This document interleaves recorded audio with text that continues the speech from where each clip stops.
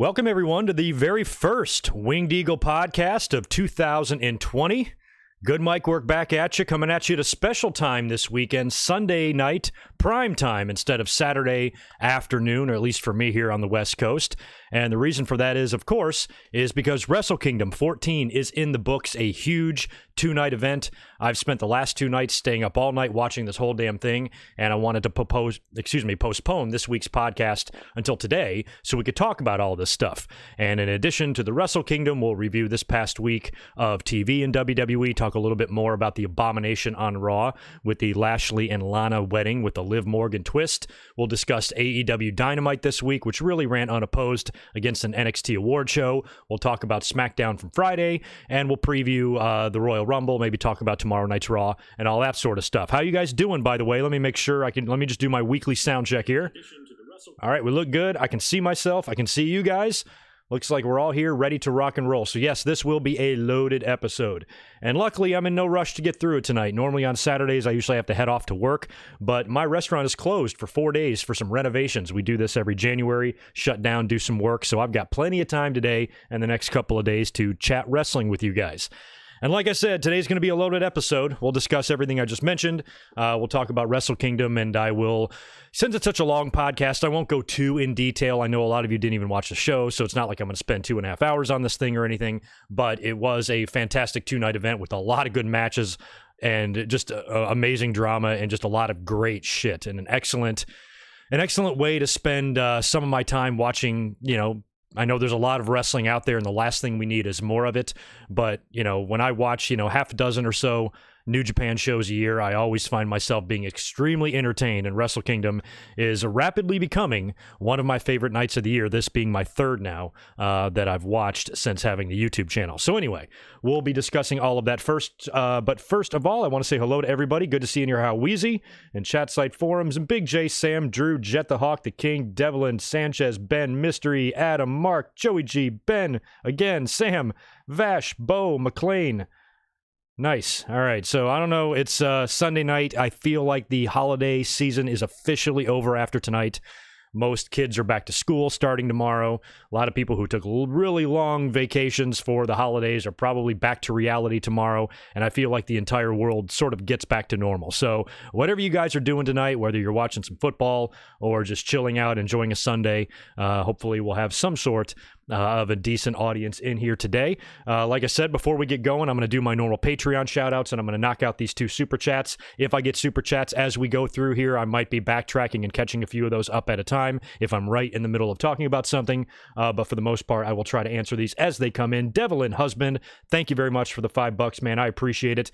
Weeks until the cruise, my friend. That's right. You're the one that told me you were going. You DM'd me on Twitter, I think, too, right? That's awesome. We leave. I know our flight leaves 2 weeks from today. We'll actually already be in Miami by this point. So we're coming in a night early, getting a hotel. That way there's no risk of missing a flight or missing the boat or anything like that. I am fucking ready. It's going to be fun. Can't wait to see you there, my friend. Enlightened Comedy, thank you for the $5 as well. It's Brandon. Been a fan of you for years. What's up, Brandon? Just made a parody of Chris Jericho's debut. Let me know what you guys think. Is that on your channel, I'm guessing, right there? Yeah, guys, go check him out. And I'll check that out later for sure as well. Thank you very much for the super chat. All right. I want to just shout out our patrons real quick. If you guys want to continue to help support the channel and keep this ball rolling and help me cover some of the monthly costs just for running a channel and a podcast like this, I would very much appreciate your help. But if not, I'm also happy to have your eyes and your ears, so no big deal. But my current patrons, I want to shout out Barry MK400, Blake Moran, Claudio Clavidetcher, Damanian, Elwell Sr., Daniel Rodriguez, Josiah Blevins, John Rediford, John Riffle, J. Carg Music, Keith Salyers, Christian Collins, Michael Cuomo, Mr. Steve, Nathan Walker, Steve Myers, and the Double Z TV. You guys are great. All of you are long-time supporters on Patreon, and I appreciate it. And to the rest of you, thanks for hanging out on this Sunday evening. Let's get into some Wrestle Kingdom stuff first. Ironically, there's not much news. Like I normally open with news, but for this week, I put the news down near the bottom, and I literally have nothing. The only thing I have written down for news is Andrade and Charlotte. Quick shout out to them. Congratulations. They were engaged over the new year. I think it might have been on New Year's Eve when they actually got engaged. They were posting pictures all over social media, so congratulations to the two of them. Hope it all works out, and they seem to be extremely happy together. So as far as like wrestling news and notes go, that's really all I have. Maybe I'm missing something notable or worth talking about, but when I was making my notes today, I could not find anything really worth discussing on the wrestling news sites. So that's all I have written down for news, but if you guys have any suggestions in the chat of things you want me to touch on, I'll make sure I get to that before the end. Let me take a nice sip of water here before we start jumping into night one of Wrestle Kingdom, because this was freaking nuts, man. So anyway, Wrestle Kingdom 14 was a 2-night event this year. A lot of fans had opinions about this. A lot of fans were telling me on social media that they weren't a fan of it. I think the majority of fans weren't actually a fan of it, but some were totally fine with it. I was kind of playing the let's wait and see before we say if we're a fan of it or not. Let's see how it goes, And I thought this was great. And the first night, I remember after the first night was over, which for me ended at about 4:30 a.m. local time, which is normal for me. I'm up to 4 a.m. anyway. So it's really not hard for me being on the West Coast to really watch these shows. But after that long night on night one, I was more than willing to accept a little more, on night two, because I was entertained the whole time. It definitely didn't drag on too much. Some of these like ultra long shows, by the time you get to the end of a 7-hour WrestleMania, sometimes crowds are burnt out, but I was ready for a second night of this. It was great stuff. So overall, I enjoyed the 2-night thing. I don't know if this is going to become a thing and they're going to do this every year now or what. I'm really indifferent to it. The 1-night thing is fine. I definitely don't think we need to do too much wrestling, but when you consider how much is going on here and this double gold dash thing that they were doing, it was really kind of hard not to do it in 2 nights. And this might be a little measuring stick too. There's been a lot of talk and a lot of rumblings and discussion amongst fans over the past few years if WrestleMania could eventually be a 2-day event. And most fans say no. Most fans say, nope, that's just too much. But I argue that when you look at the Monday Night Raw crowd the night after WrestleMania, they are still jacked. There is still gas left in the tank. It's one of the most entertaining and fun nights of the year. So if the crowd is capable for getting themselves together and ready for Raw, why couldn't they do that for a second night of WrestleMania, especially if you shorten the shows, and you shave a couple of hours, and you just do 2 3-hour back-to-back 3-hour shows or back-to-back 3.5-hour shows instead of one long 7-hour show. Might be better. Who knows? But as far as Wrestle Kingdom goes, I was actually fine with a 2-night event, and I'll be curious to see what they decide to do next year, if this, title for title thing is going to remain, a tradition or not. Who knows? But all in all, from top to bottom, I really enjoyed the show. Now, I'm not going to go through everything here, especially on night one. We had a series of 8-man tags that really aren't worth mentioning. If you want full reviews, you can check that shit out all over YouTube from much more knowledgeable fans of the New Japan product than me.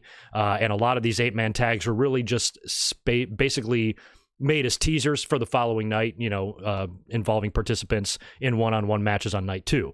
So the only one of those I'm really going to mention is the first night of the Jushin Thunder Liger retirement. Now, he teamed up in this epic 8-man tag. His teammates were Tatsumi Fujinami, and I've got a jumping cat, Tatsumi Fujinami, the Great Sasuke, and Tiger Mask, which was just awesome to see all these guys. And shout out to Great Sasuke, who had a fucking sweet mask. It was like half a Liger mask. Very cool. And they would lose. I mean, Liger, he's been going out on his back all year with this year-long, retirement send-off tour, which is great, but I kind of thought when we got to Wrestle Kingdom with the 2-night event, he'd kind of lose one, win one, and here, him getting pinned in this match wasn't that much of a shocker because it was more of an exhibition. It was more of just the legends getting together to send off Jushin Thunder Liger, so I really didn't mind that, and I'll talk about what would happen on night 2 in a minute. That was a little bit disappointing, and it is one area that I will say WWE does better than New Japan. Am I allowed to say that? Holy shit.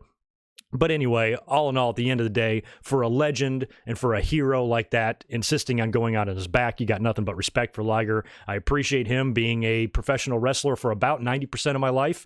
Not sure which year. I'm not sure which year he debuted, but it's got to be early 80s.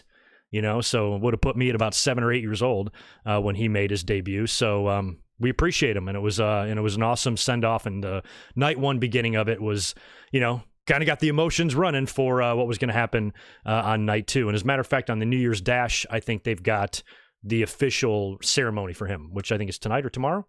Not sure when. not sure if I'm going to get a chance to watch that or not. One of the first big matches on night one was the IWGP Tag Team titles changing hands with FinJuice defeating the Guerrillas of Destiny. So that was kind of a surprise, only because Juice Robinson was going to be wrestling the winner of the U.S. title match on night two. So the fact that they are doing they're building this Wrestle Kingdom around this whole double gold dash, I thought it would have been weird for Juice to win the tag team titles and then the next night win the U.S. title and having two belts before they even got to the main event where they crowned the real double champion. You know what I mean? So I think with FinJuice winning here, it was cool, but it really gave away the second night. There was no way Juice was going to win both of those. And I even thought, and I'll talk about Moxley here next, but when Moxley was champion and he was stripped because of the typhoon, he was supposed to wrestle Juice Robinson. And at the time, I thought Juice was going to beat him for the belt because AEW was about to launch and all of that. Or it just launched. So I thought Juice was going to get that win back, get the belt back, and really put a nice feather in his cap and maybe strengthen his position on the New Japan roster. But Moxley being stripped kind of ruined all that. So he had a chance to redeem himself here, get that match versus Moxley and win the belt back. But after winning the tag belts here, it kind of felt like there was no way that was going to happen. But still a cool victory. And I think the announcers might have said the Guerrillas of Destiny are winless at Wrestle Kingdom. That's fucking crazy to think about. The next matchup was the U.S. title match with Lance Archer defending against Jon Moxley. Now, Lance Archer has vastly improved. I haven't seen much of him in the past few years, aside from the few Japan shows that I watch. And I remember thinking around like 2006 or 5 or 7, whenever he was kind of new on the scene, I remember thinking he absolutely sucked. Watching him in TNA, just didn't think he was any good. Now that he's probably my age, in his mid-40s, he's gotten vastly better. He's kind of changed his look up a little bit, and he's a huge guy. And this match was all right. It was a Texas death match, so we knew we were going to get some crazy stuff in here. There was one part of the match that I really didn't like, and it was funny. Later on in the amazing match between Takahashi and Will Ospreay, there was a missed missile dropkick by Will Ospreay that the internet kind of attacked him for. But there was something 10 times worse in this Moxley match against Archer. If you go back and watch maybe about midway through the match, Moxley's doing the knees, where he grabs him by the head and he's hitting him in the face with the knees. You have to be careful there. You can't really knee him in the face, but his knees were literally missing by like this much. And I was like, damn, that looks like shit. And Archer's selling him and Moxley's hitting him, and they were just as bad. Yeah, I'd make that bold statement. If you go back and watch it, I would say they were just as bad as the Dark Order punches on Dustin. It was that bad. Nobody said a word. I was so surprised. Yet when Ospreay missed that missile dropkick, people were all up in arms about it and shit. So anyway, just a fun little spot of the match there. The ending, I think, was the scariest. This was fucking gnarly. So they've got, every time they even pull out a Japanese table, I start to sweat because these things are like just concrete floors. I mean, they are so stiff. They're small. They're not just these pre-cut particle board bullshit Fisher-Price tables that WWE uses every week. These things are no joke. So as soon as that thing was pulled out at ringside, I'm like, oh shit, somebody's going to go through it. And Mox, I believe, hits a DDT. I think he hit him with a paradigm shift from the apron through the table. But Archer just goes head first and takes a gnar slam right through the wood, and he's just motionless. He's just almost sticking up. It kind of reminded me, sort of, not really, because it was much worse. But when Mick Foley did the head first dive on like an In Your House against The Undertaker in 97, and he kind of went through a hole, they had a pre-cut out hole, and he just went right through it. There was no pre-cut out hole here. Archer went through this thing head first, and he's laying there, and he doesn't answer the 10 count because it's a Texas death match, so Moxley wins. But he laid motionless the entire time, and there was just a pool of blood around his head from where he went through the table. And it was, oh my God, just a crazy finish. So Mox is able to get up and roll into the ring before the count of 10, and that ends the match, and he's the new United States champion. So he will be defending the following night against Juice Robinson, and something huge happened in that match as well. What I thought was going to be the match of the night was next with Hiromu Takahashi and Will Ospreay. This thing was incredible, and had Okada and Ibushi not did what they did in the main event, this was by far going to be the runaway match of the night for me. And this thing can't be described. What am I going to say? Just sitting here, my bald head, talking about how awesome this match is. You have to watch it. Really good.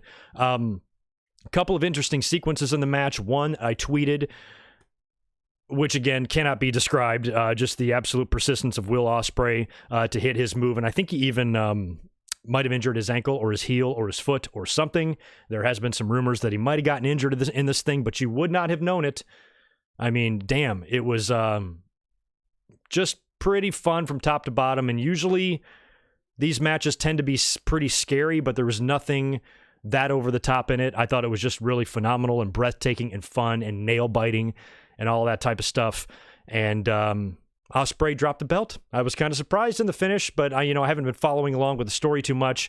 But for Takahashi to win the junior heavyweight title from him was easily, I thought, were going to be the match of the weekend. I was just like, what the hell is going to top that? But it would be topped in the main event. So congrats to Takahashi. Fun match. And I hope Will Ospreay is okay. He's just a joy to watch, man. I mean, if anybody, I don't know if anybody does, but if anybody wants to make an argument and say he's the best wrestler in the world, I'm not going to jump down your throat. I'll at least listen to that because the dude is absolutely amazing. What was up next? Tetsuya Naito and Jay White for the Intercontinental title. That's right. This was good because it basically set up what we would see in the main event of night 2. Jay White just being his normal, douchey, dirty self in this match and begins the attack on Naito's knee. Now, Naito's already got bad knees as it is, and so he begins the attack here, works it hard, and that's kind of where the whole knee story began. I like Jay White a lot. He's got a ton of heat. He's a really good heel for New Japan. I do like him, but, this match wasn't, after coming off of Takahashi and Will Ospreay, this match, to me, I was almost kind of just waiting for it to be over. And you kind of had a feeling going into this that, when you look at the matches, who's wrestling on night 1 and the winner's face on night 2 and the loser's face on night 2 and what the story is going to be at the end and who's going to leave with both titles, the person that makes the most sense right now, at least in terms of what they're doing storyline-wise on TV and shit, is Naito, 100%. We thought he was going to come out of this in the end here. So the fact that he beat Jay White wasn't that much of a surprise, but they did do a good job of kind of making you guess. Ref bump, Gato was all over this thing, interfering his balls off. It takes multiple Destinos for Naito to finally get the pin here. And there was kind of a weird hesitation on the 3 count. I know some of you mentioned this earlier on with Red Shoes, and this is a problem with all of the New Japan referees. I saw it a lot in the Takahashi Ospreay match too, is when they're coming down for those near falls, it's like they hesitate. It's like already if they're kicking out or not, and that's not good. But again, I think, where's my handbook? I lost my IWC handbook. I'm pretty sure it's Section 5, Article 11, thou shalt not criticize New Japan, so I'm sorry for that, but those referees are not good sometimes. So it was kind of a weird hesitation there at the end, kind of a wonky-ass 3 count. No big deal, though. Naito got the win there, and that's what the crowd wanted. It's what I wanted, and I was happy. Main event time now. This thing was fucking balls crazy. Jesus, man. Kazuchika Okada defending the IWGP heavyweight title against Kota Ibushi, who, is walking around with the briefcase and all that. So that his title shot was coming. We knew that. I kind of thought that it was time to pull the trigger on him, especially when considering how many people have left and been in and out of the company now. You need another big world title contender, and this guy's been breaking his neck on a nightly basis for years, and it's time for him to get his due. But with the story with Naito probably winning in the end of this thing, I kind of had my doubts if Ibushi would win. And this thing outdid Ospreay and Takahashi for me because it was just brutal. I mean, super dramatic. And every time Ibushi's just toughness and invincibility is on display, it scares me shitless. And we know what Okada can do. Really cool stat on commentary that Kevin Kelly let us in on. Since 2012, I think they said, there have been 58 IWGP heavyweight title matches, and Okada has been in 42 of them. Wow. That's an amazing stat. So he's a fucking boss. And I would never bet against him. So, him, going over here wasn't necessarily going to surprise me. But considering everything they did in this match with all of the near falls and all of the, every time we have to watch Kota Ibushi match, you worry about his neck. He did one spot that I also tweeted because I just had to had to share that with you guys, where he tried to go, I don't know if he's trying to do a head scissor takeover or maybe a Pele kick, one or the other. He does a backflip, but just doesn't extend all the way, and he just drops just straight down right on his head, and winds up, still able to recover and hit Okada with like a tombstone or pile driver, something really bad looking. But man, he is just all over his neck. Took a headfirst bump on the apron as well. One scary spot in the match where I wasn't sure what was happening, but I don't know if maybe Ibushi got pissed or something, but it looked like he was legit shooting on Okada. Okada was down kind of near the corner, near the apron, and Ibushi just starts laying in like closed fist punches, and I think maybe a couple of kicks as well, but just really hitting him hard. And Okada's like covering up, and I'm thinking something's gone wrong. I'm thinking Okada made a mistake. It's pissed Ibushi off. He snapped or something, and he is shooting hard, because when you're hitting him in the head like that with a closed fist and you're not pulling that punch at all, the camera was right up on it. You could hear the noise. I bet the people in the crowd could hear the sound. Just the thud of fist on skull. And I'm thinking, both of you guys have matches tomorrow. This person has an advertised match tomorrow, whether it's against Jay White or whether it's against Naito. Okada's got to wrestle. You are putting that in jeopardy by smashing his head. What if you smash him so many goddamn times he goes to the back and they say, you've got a concussion, you're off the card tomorrow. So I thought that Ibushi was legit pissed, but I think it was just all part of it. That's just what they do in Japan. It is no goddamn joke. Go back and watch that if you have access to that main event.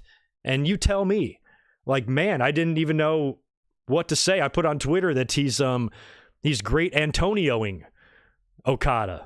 The famous match with Antonio Inoki and the great Antonio, this big giant French guy that was just no selling everything in the match with Inoki. It happened in the 70s or something. And Inoki just goes fucking nuts and just beats the shit out of the guy. Fine, you don't want to play? You don't want to do business? I'm going to do business for you with my fist, and just beats the dude into the dirt. And it kind of reminded me of that. But I'm like, what did Okada do? What did a legend like Okada do to deserve, to be shot on like that? So guess it was all part of it. That's just what they do to each other there, and it was fucking scary. Okada would eventually, I think, hit what was his fifth, could have been fourth, but I think it was about his fifth Rainmaker in the match to finally defeat Ibushi after a couple of just really crazy near falls. This was a match where I think the referee's near falls weren't as bad as some other parts on the 2-night card. This one had me on the edge of my seat, and I thought for sure it was over twice before it was actually over, to the point where my fingers were already on the tweet about to congratulate a motherfucker. And they kicked out at 2.999999998. So amazing match, easily for me, the match of the night. And as I'm about to talk about night 2, match of the weekend for me was that Ibushi Okada match. Just unreal.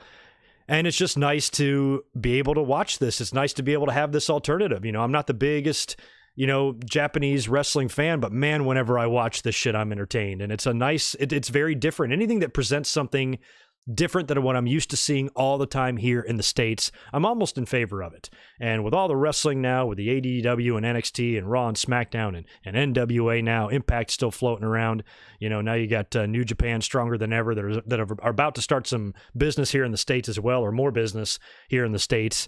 It's just so much. It's so much wrestling, and sometimes it can be overwhelming, but I'm willing to deal with the overwhelming amount of wrestling, especially during this time of the year, Wrestle Kingdom. Just great shit. So night 1 did not disappoint.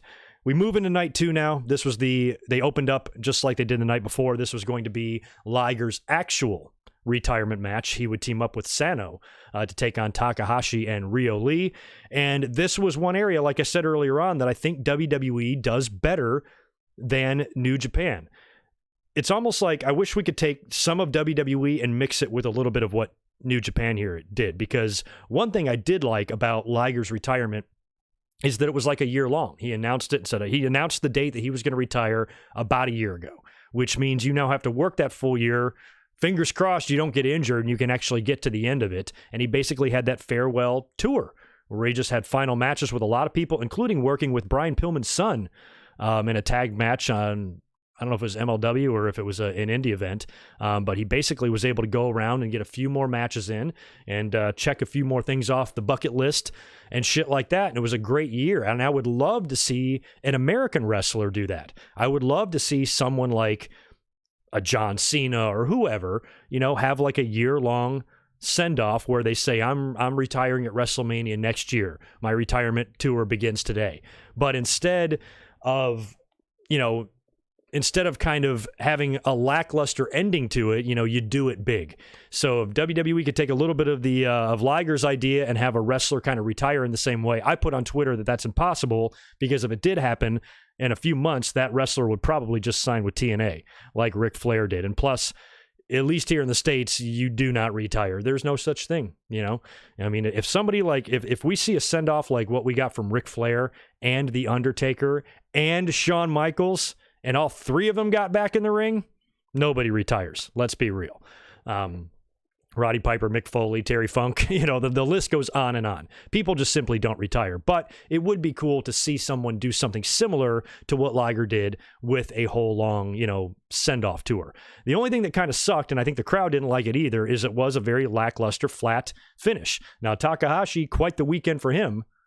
Quite the fucking weekend for him, especially, after defeating Will Ospreay, and then he gets to be the guy. He gets to be the Baron Corbin to this Kurt Angle, and he gets to be the one to pin Liger's shoulders to the mat and end him.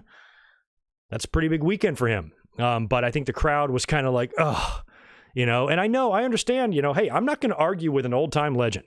Liger's about as old school as they get. If he's insisting on going out on his back, then guess what? He goes out on his back. No problem. But as a fan, I would have been cool to see him win, especially since he's been losing so much and he lost the night before. Or maybe win the night before and lose here, something like that. Just one of the lasting images of him at Wrestle Kingdom, especially having two matches. I think he should have got his hand raised, but again, I almost feel uncomfortable even trying to express that opinion, because it's Liger's deal. It's Liger's retirement. Liger does what Liger wants. So all in all, kind of a sad end. Wish that they would have had a little bit more dramatics to it. And he's got his farewell ceremony coming up, so I'm sure that will be awesome. But, I think if you could take a little bit of Japan style and mix it into an American wrestler's retirement, and take a little bit of WWE style and put it in a big ceremony like this, where Liger can truly have some amazing moment. I felt like it kind of fell flat here, but doesn't matter. At the end of the day, an amazing legend has hung up his mask and boots, which is sad. So thank you very much, Liger, for an amazing career. We had Roppongi 3K, a lot of title changes on this show. Defeated the Bullet Club for the IWGP Junior Heavyweight Tag Team titles. Another excellent match. I don't know if it was quite as good as Ospreay and Takahashi from the night before, but Zack Sabre Jr. and Sonata was great. Just a good, mat wrestling contest. And Sabre's got that British style, and he's such a jerk off. I think he's a really good heel, especially considering he kind of has like a plain look. He just looks like the brother or the neighbor on any American sitcom in the 90s or something. Just very plain. He looked like he'd be on Friends. He looks like Chandler or something. And for him to be a pretty big badass and such a cocky asshole-ish heel, I like him. I didn't do predictions for this show, but I predicted it in my head. I thought Sonata was going to win the title here, but he didn't. Zack Sabre Jr. Defeated him, retained the title in a fantastic match. Let me catch up a couple of super chats because I see a big yellow one coming in out of my peripherals from Spaz. Jesus, brother, thank you very much, dude, for the $21. Y'all go check out Spaz Phoenix's channel. He's got a YouTube channel where he talks about wrestling and all that good stuff. He's good people. Watching while I walk through the snow. Yikes. Snow? F that, dude. I guess your weather is better. Yes, it is. But I was on a bus that caught fire on the way to see the Grudge remake yesterday, so snow is okay. Happy 2020, Greg Buddy. That's quite a story. Bus is catching on fire, walking through the snow. I almost feel guilty for telling you that I just went to the store in jeans and a short sleeve shirt today, and I got a window cracked open right now, and it's a balmy 62 degrees outside. Enjoy the weather, Spaz, and thank you. The fact that you got buses burning down around you and you're walking through snow, you're donating $20 to the channel. You're the man. I appreciate it. Next up, we have that very predictable match that I talked about with Jon Moxley now defending his newly won United States title against Juice Robinson. Again, like I said, earlier, with Juice winning the tag team titles the night before, there was no way he was going to one-up the double gold dash. He's not going to go out there with 2 belts before they get to that crowning moment main event with Naito. So it just wasn't going to happen. If the situations were different, like I said, I thought Juice was going to beat Moxley prior to the Typhoon, but situation is different now. Juice is in the tag team ranks. He's got gold around his waist. Moxley, winning the belt here and finalizing his, also unresolved issue with Juice Robinson is a good way for him to tie up business, put a nice little bow on that, and move on to someone else. So once he's done beating Juice Robinson, we found out who that someone else is. And what did we all say? From the moment that Jon Moxley, that Dean Ambrose left the WWE, released that video of him breaking out of the asylum, and people said that he could go work some dates in New Japan. Who is the one name? Who is the one name that every single person on social media said, oh my God, can you imagine a match between Moxley and Minoru Suzuki? And as soon as the match is over, Moxley, I think, gets on the mic. I think he kind of picks a fight, calls out Suzuki. He comes out, lays out Jon Moxley, and gets on the microphone. Luckily, they had a translator there on the English commentary team. And basically tells Moxley, who do you think you're picking a fight with? And he's right. Who do you think you're picking a fight with? I'd rather pick a fight with Brock.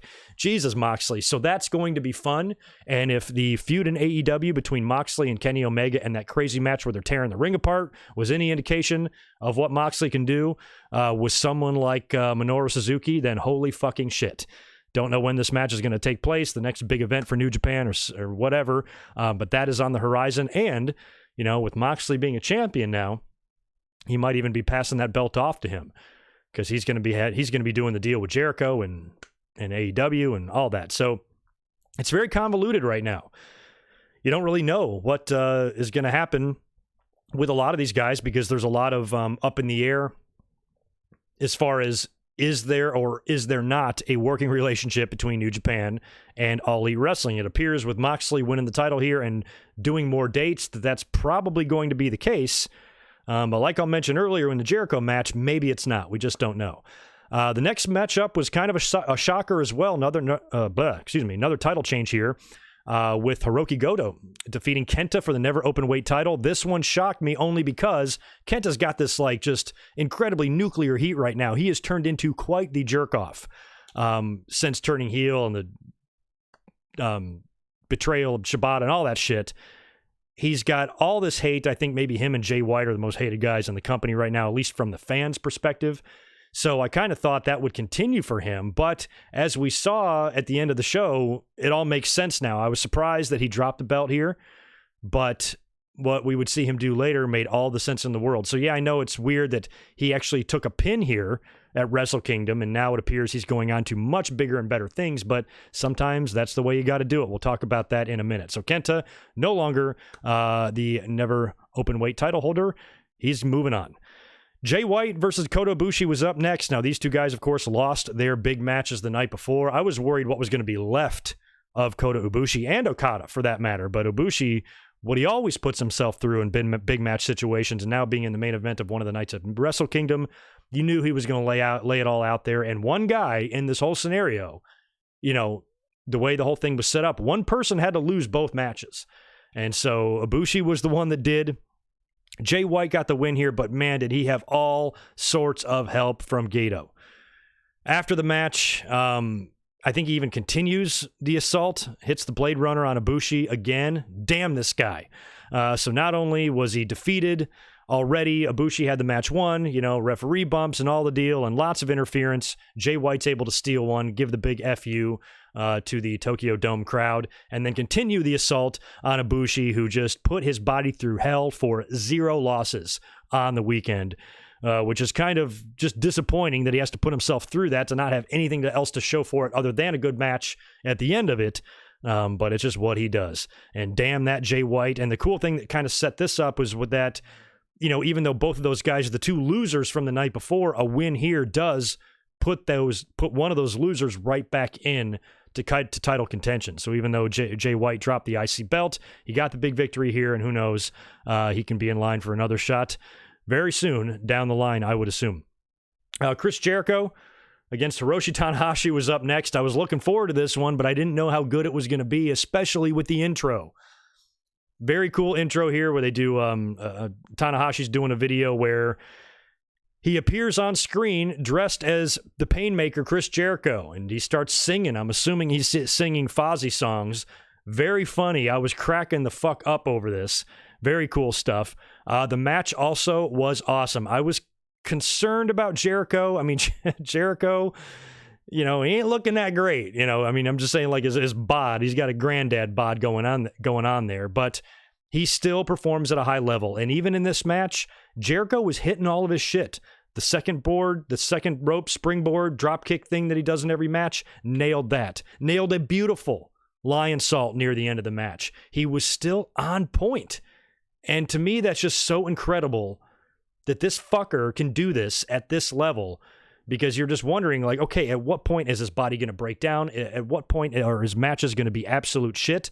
And this one, considering who Jericho is and his age, you weren't going to get, a Takahashi and Will Ospreay match. You knew that. But, man, you got a damn good story here. And I love the opening video and the opening sequence and the entrances, and Jericho's Painmaker gimmick is very fun. And the fact that he was able to hit all of his spots and look good doing it, to me, was just blowing my mind. Fucking awesome, man. 2 weeks from today, I'm leaving for that Jericho cruise. Can't wait to see Le Champion in person.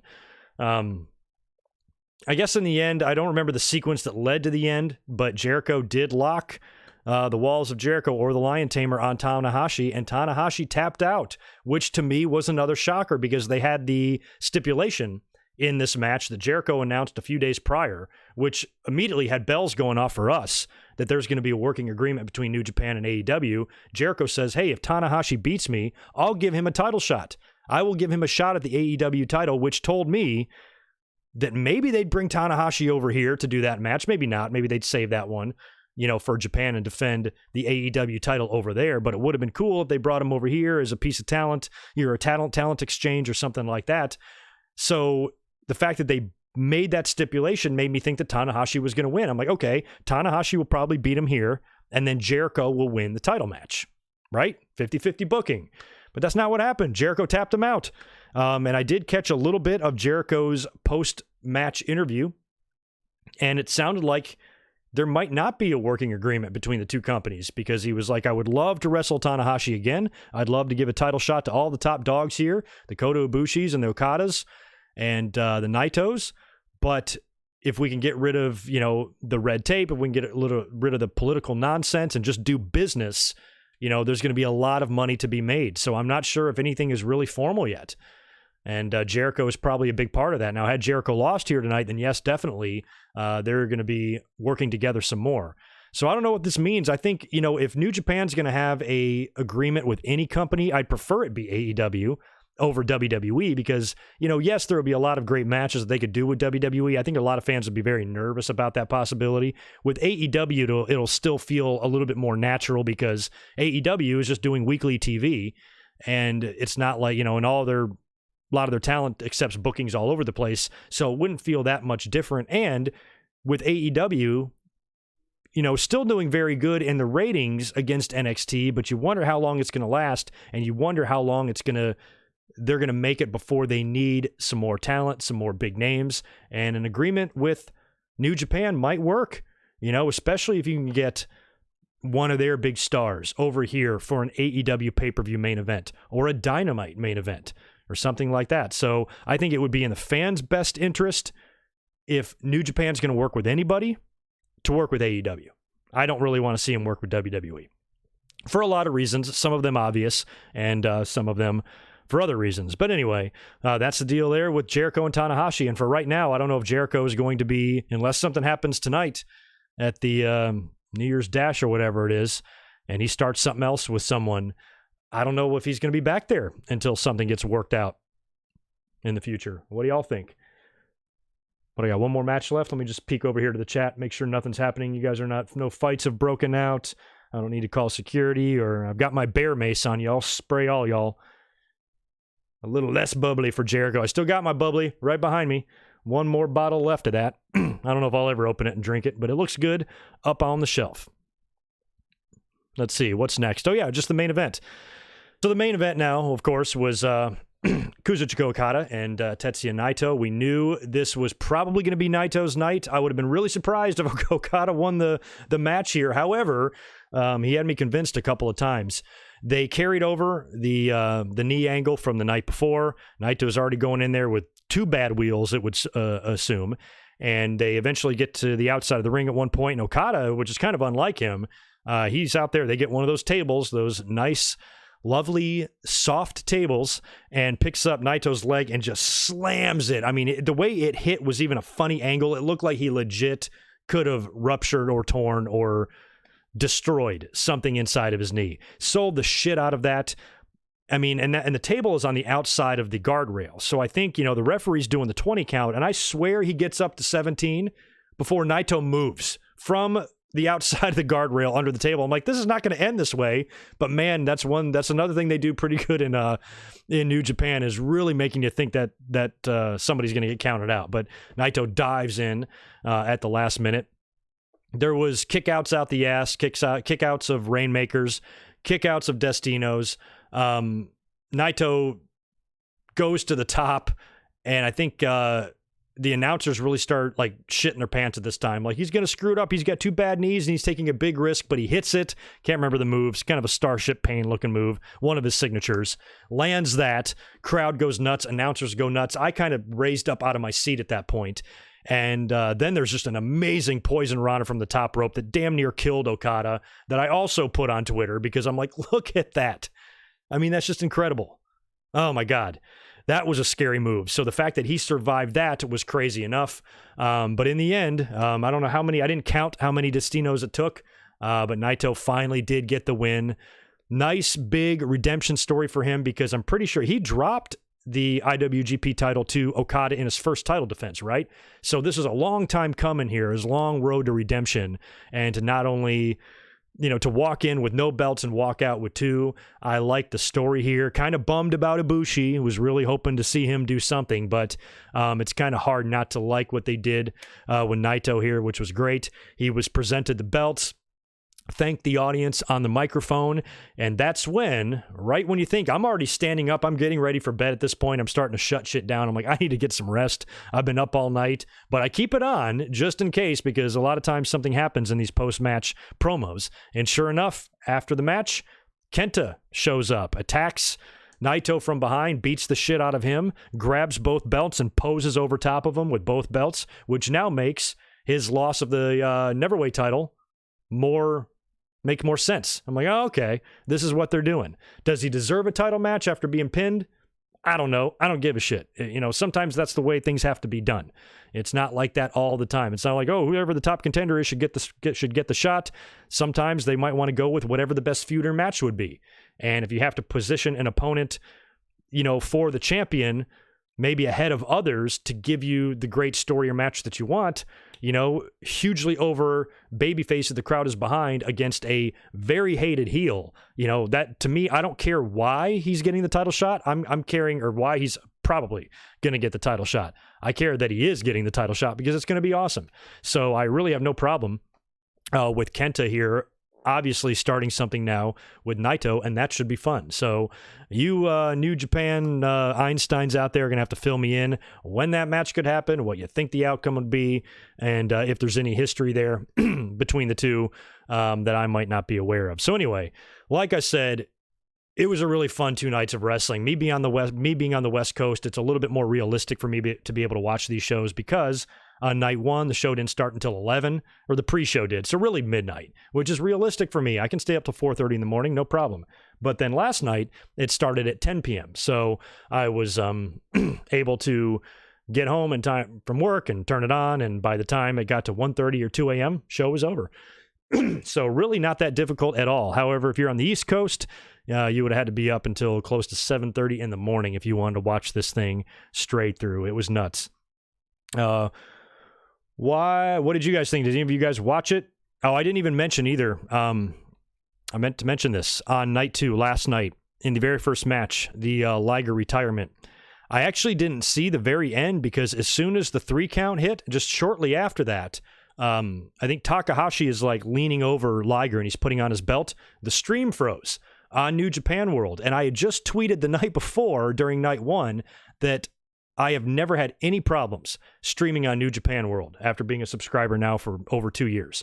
It's worked nothing but flawless for me. I've been able to pull it up on multiple devices. It's never buffered. It's never froze. It's never been blurry, pixely, nothing like that. And the very next night in the opening match, it freezes for a while and goes down, and New Japan World acknowledged it on Twitter. And a lot of people were watching this on Fight TV. I don't think they had any problems at all.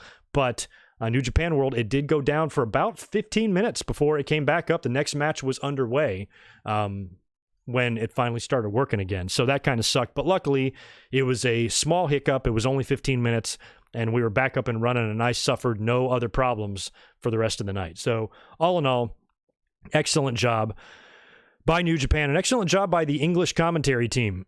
Kevin Kelly and friends there, they did a great job of keeping someone like me who, like I said, probably only watches, excuse me, about a half a dozen shows a year. They kept me up to date and up to speed with the history and some really cool stats and just a little bit more of the story, just basically filling you in on, what the past is and what to look for and things like that. And it really helped me follow along. You know who could use some of that? AEW. They really have that problem there with Ross and stuff. And a lot of times they don't feel like they explain, what we're even looking at, especially if it's wrestlers we've never seen. Tell us who they are. Tell us why they're there or why you think they might be there or speculate or something. Give us some history. And I know Excalibur is somewhat good at doing that, but Shivani and Jim Ross suck, and it's hard to watch sometimes. So I think if they could do a little bit more of that, if they could take some notes, they could take a page or two from Kevin Kelly and company on the English commentary team there. That I found very helpful watching the show. And if you're somebody that doesn't watch the product at all and you're just deciding to tune in one night to watch something like Wrestle Kingdom, I think you'll be all right. You're not gonna have the investment in the characters and the players and the wrestlers involved here, but you'll at least have an idea. You'll know who the heel is and know who the babyface is, and they'll do a good job of keeping you up to speed. So props to those guys for making a really fun wrestling weekend. Wrestle Kingdom's fun. It's going to be a fun tradition for me every year. I thoroughly enjoyed myself. So that's it for New Japan. I'll shut up about them. We'll move on now to WWE. I'll talk a little bit more about this past week's Raw. We'll talk about Friday SmackDown, discuss AEW and the NXT Awards show, the ratings, and maybe anything else and Royal Rumble. Probably chatter, predictions, ideas of who should win the 2020 Royal Rumble coming up in 3 weeks from today, actually.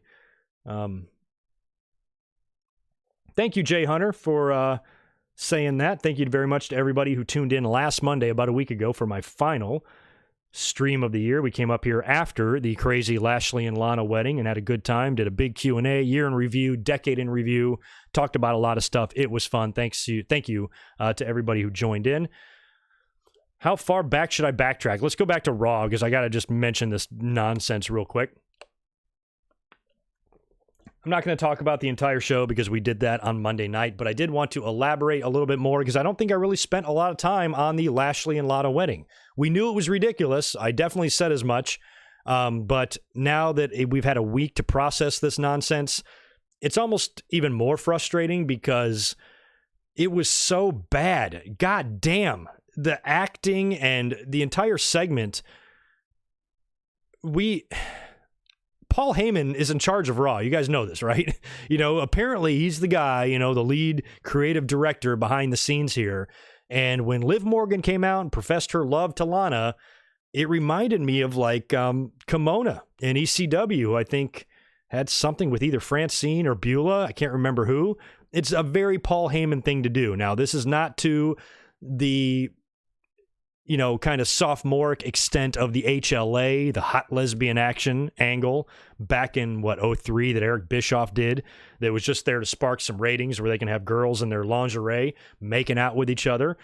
It wasn't that fucking shameless and stupid, but it just didn't make any sense. We've been seeing all these promos, these vignettes for Liv Morgan making her return. She started gaining a little bit more momentum before she took a hiatus. Fans started reacting to her. Fans started clamoring together for her push, voicing their, their opinion of WWE. Do something with her. She'll be fun. Then there was the rumors of her potentially joining the Firefly Funhouse or being a Sister Abigail type character or something involving Bray Wyatt, which I think could have been fun. Hell, she herself was teasing this stuff on social media with a lot on her Twitter page with a lot of dark, type of pictures. And, she basically was kind of pushing us in that direction, even though we knew she was a Raw person. But it doesn't matter if she's on Raw. She can land wherever she wants. There is no such thing as a draft or a brand split. It's all a hoax. So it didn't really matter that she was on Raw. They could have easily moved her there. So with her now debuting, I don't know, almost like these Eva Marie-ish or Emelina-ish type of vignettes, I was just expecting them to go in a different direction and her being, I don't know, just a little bit different than what we were hoping. But I certainly didn't expect her, of all people, when you have other people on the roster, like, say, Sonya Deville, maybe some others, that could have been maybe a better option to come out here and claim to be the lover of Lana. Hell, I mean, on SmackDown, it felt like they might have been going in that direction with Mandy and Sonya, like just what was going on between them behind the scenes and their tension, and then they would make up, and it was just kind of like the struggle between the two of them. So if this was going to happen anywhere, I kind of thought it would happen over there. So for Liv Morgan to come out after all the ridiculous nonsense we saw, they're trying to do their vows. Lana's being an over-the-top moron with her vowels and her vows and all the shit that she's botching. And then they have the ex-husband come out there, just some indie guy or NXT guy that was shit. And then the ex-wife came out there, another indie wrestler.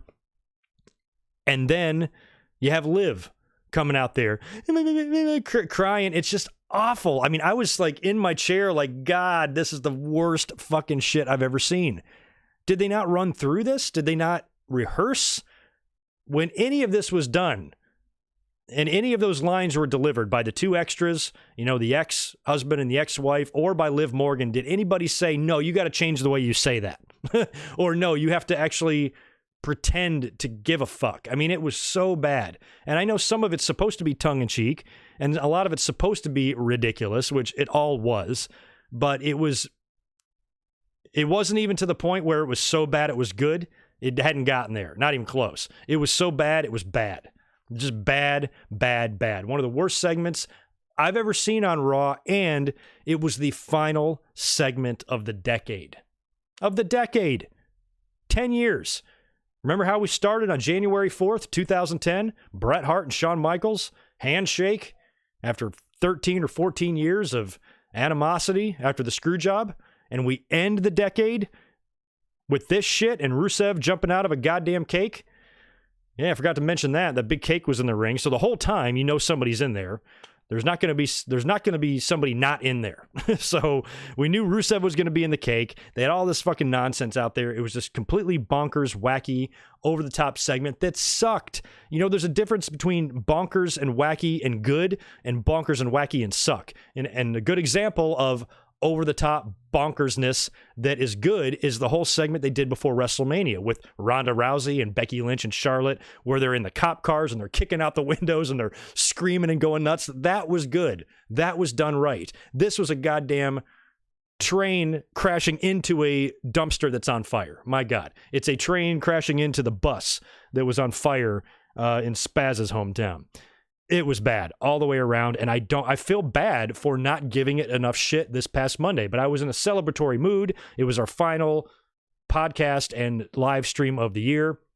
I was here to drink some bubbly and kick back and hang with all of you guys, and I didn't feel like getting upset. But as the week went on, I felt like getting upset. That was awful. And of course, on YouTube, on WWE's YouTube channel, it has like 5 million fucking views, which is, 10 times more than any of their other videos have, when they release the clips and the highlights from the shows. So in their minds, like, oh shit, this was great shit, which means we're going to get more of it. I kind of thought this would be the culmination. I thought this should already be over, especially with Rusev making it known in interviews that he doesn't give a shit anymore. He's perfectly fine being rid of Lana. He's glad he doesn't have her. So why the hell is he hiding in that cake? At this point, it's becoming harassment or stalking. If you don't care and you're glad you're rid of her, this is some stalker shit. Hiding in a cake at her wedding? You should go to jail, Rusev, on Rusev Day, which would be a total shame. So anyway, this storyline's a mess. It's stupid. And guess what? We're going to get a lot more of it. And it's going to get a lot worse now that Liv Morgan is involved. And we know whatever they're going to do with her and Lana is going to be so awful. At some point, they're probably going to share a kiss on screen. Yeah, can't wait. But Raw wasn't all bad. They delivered us a phenomenal match with Aleister Black and Buddy Murphy. Nice to see Black not get 50-50 booked into that shit. They're putting him over strong. Don't think he's lost yet since the draft. And I hope he's a big player. He should, at the very least, be contending for the United States title, which is now around the waist of Andrade. And Andrade's got to defend the title tomorrow, I believe, against Rey Mysterio. So, and incidentally, I'll be up here tomorrow night after Raw for a live stream review. So if Andrade survives Rey, they have teased already the dissension with Zelina and Andrade. He could be on the horizon of a feud with Aleister Black, and they might switch. They might do a turn here and move Zelina over with her husband. I don't know. Now that Andrade is engaged to Charlotte, maybe she doesn't want him with Zelina. I don't know what the fuck's going on there, but it's kind of been in the back of my mind that something like that might happen on Raw. So yeah, Raw wasn't all bad. We had some good moments, but that wedding bullshit, man, not a good way to, actually, it's a pretty typical way. I don't know why I'm saying it's not a great way to close out the decade. Are we surprised? Are any of us surprised that WWE shits the bed on the last thing that we're going to see, closing out an entire decade? I'm not. It's what they do. We'll move on to the middle of the week now with NXT and AEW. Let me just peek back over here to the chat. Let me check our audience. Oh, we got a good audience in here of well over 200 people. Will y'all do me a favor and smash the thumbs up button? Please subscribe if you've not yet already. The subscribers, it's like somebody smashed the brakes. The subscribers have just stopped. I'm not losing any, but I ain't gaining any at all. And I used to gain about 100 subscribers per live stream. I gained 0 now. So YouTube sucks right now. It's a mess. So please subscribe to the channel if you aren't subscribed. You'll like it here. It's cool. Did I miss any super chats? Yes, I did. And let me scroll back here and knock a couple of these out. Oh, maybe just one. Thank you, Austin Kinkle. Always good to see you in here, man. Thank you for the $5. The Y2K bug was 20 years late and it infected WWE 2K20 on New Year's Day. There's always something wrong with this game. I didn't hear that. Really? Are you serious? That game is a fucking toilet fire. Jesus. They should have just offered refunds to everybody. I mean, I don't know anything about modern video games. I don't play them, but from what I could tell, and from what you guys were telling me with that video game release, it was a mess. And so, well, what are you saying? On New Year's Day, it just glitched out and fucked everything up? Sorry to laugh. But again, I'm not surprised. I remember those Y2K scares. We were all so worried. That's when Jericho debuted, Y2J. The movie Office Space. You know, kind of the backdrop of that. They worked at a tech company that updated bank software for the Y2K switch. Wow, that was 20 years ago. My mind is blown. Zane, always good to see you in here with the commentless $1. You're awesome. Always appreciate your support, man. Thank you so much. All right, let's move on to AEW and NXT. Now, AEW essentially ran unopposed here. Now, I was really interested, and I said this last week, in what the ratings were going to do, because NXT on Christmas Day ran unopposed, and they basically ran like just a bunch of taped matches. So it was all taped. It wasn't live, nothing like that. So they ran on Christmas Day and drew a pretty good rating, 700, almost 800,000. And I'm like, that's pretty impressive. And I don't have the number written here, but I think it was like high 700s, right? If I'm right, I'm like, that's pretty good for a show that's taped on a holiday where everybody in the fucking world is doing something with their families and probably not paying a whole lot of attention to professional wrestling. The fact that they drew a number like that on a week that you could have skipped and it was a holiday, I thought was like pretty impressive. I'm like, it'll be interesting to see what AEW does the next week, if they can get a number that high, because they're not running unopposed. They're running up against a taped award show. So they're going to crush NXT in the ratings. We know that because it's a taped show, but will they do more than NXT did the week before? That was what I wanted to know. And the ratings were really interesting for this week. So not only did AEW do better than NXT did on Christmas Day, they did a lot better than they did on Christmas Day. They drew 967,000, nearly 1 million viewers on a week where they virtually had no competition. Now, I also think NXT scored a relatively high number. 500,000 viewers, 548,000 for a for an award show that was pre-taped right there in Full Sail. Everybody came out and received their awards.